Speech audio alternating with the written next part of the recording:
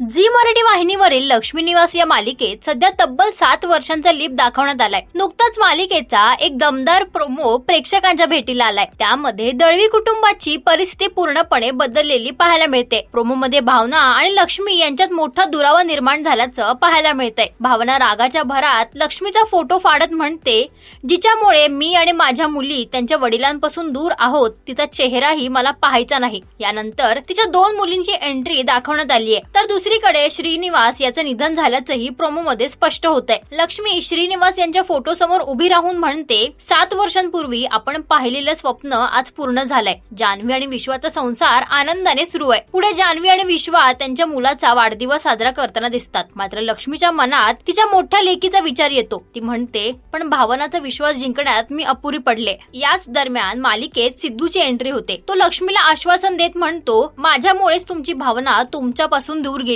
आता मीच तुमच्या लेकीला पुन्हा तुमच्याकडे आणेन। तर प्रोमोच्या शेवटी एक मोठा ट्विस्ट पाहायला मिळतोय। जयंतची तब्बल 7 वर्षांनंतर तुरुंगातून सुटका होते। बाहेर येताच तो संतापाने म्हणतो, ज्या दळवी कुटुंबामुळे मला तुरुंगात जावं लागलं त्या प्रत्येकाला मी त्याची शिक्षा देणार। आता मालिकेत आलेला हा 7 वर्षांचा लीप आणि त्यानंतर घडणारे नवीन ट्विस्ट यावर तुमचं काय मत आहे हे आम्हाला कमेंट मध्ये नक्की सांगा।